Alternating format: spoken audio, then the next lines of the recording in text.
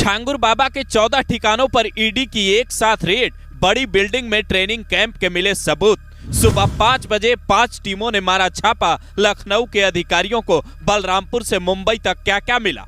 तारीख 17 जुलाई 2025, वक्त सुबह करीब 5 बजे यूपी के बलरामपुर जिले में ईडी की 5 अलग अलग टीमें पहुंचती है। दर्जनों गाड़ियों से अधिकारी उतरते हैं। रेड मूवी की तरह किसे कहां जाना है, किस लोकेशन पर रेड मारनी है बताया जाता है। लखनऊ से पहुंची ईडी की 5 टीमों में एक से एक तेज तर्रार अधिकारी थे, जिन्होंने उतरौला के आसिफिया, हाशमी हुसैनी कलेक्शन, ताजुद्दीन कलेक्शन, मधुपुर और रेहरा माफी गांव समेत 12 ठिकानों पर एक साथ तलाशी अभियान चलाया और वहां से जो मिला वो हैरान करने वाला था। ईडी को पता चला छांगुर बाबा का बड़ा सहयोगी दुर्गेश नाम का व्यक्ति है, जिसने गलत तरीके से छांगुर को जमीनें बेची। 3 बीघे जमीन पर छांगुर डिग्री कॉलेज खोलने वाला था। वो जमीन भी छांगुर को इसी ने बेची थी। ईडी की टीम को कई दस्तावेज मिले हैं। ईडी के अधिकारियों ने वहां के पूर्व प्रधान से भी पूछताछ की है। छांगुर की पत्नी भी वहां की प्रधान रही है।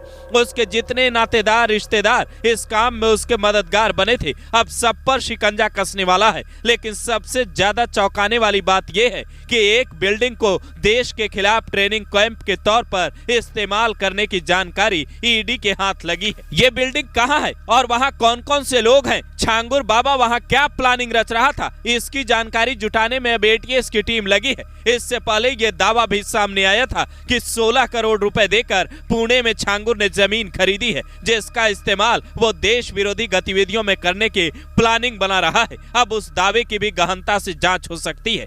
ईडी ये भी पता लगा रही है कि गिरोह के करीब 30 खातों में कितने पैसे आए। 18 खातों में करीब 68 करोड़ का ट्रांजैक्शन हुआ है, जो ये बताता है मामला 100 करोड़ से भी ऊपर का हो सकता है। और पूरा जाल Balrampur via Mumbai to Dubai तक फैला है। इसीलिए इधर बलरामपुर में जब छापेमारी चल रही थी, उधर मुंबई के 2 ठिकानों पर भी ईडी की 2 टीमें मुस्तैद थी और वहां जो उसके हाथ लगा उसने सबको हैरान कर दिया।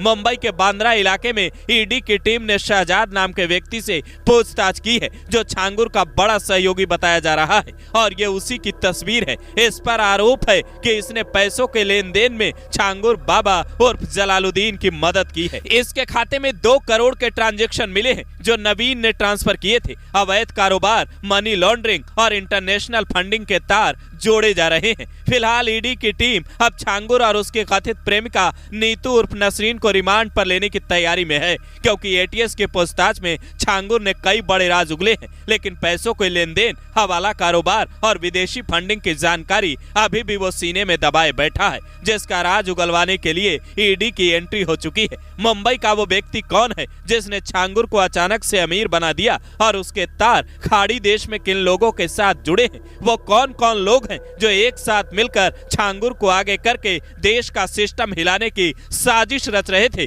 उन सब का पर्दाफाश करने में जांच एजेंसियां जुटी हैं। लेकिन सबसे बड़ा सवाल ये भी है कि आखिर छांगुर इतने बरसों तक पुलिस की आंखों में धूल कैसे झोंकता रहा। उन अधिकारियों पर शिकंजा कब कसेगा जो इसके मददगार बने बैठे थे, जो सैलरी तो सरकार से लेते थे लेकिन काम छांगुर के लिए करते थे।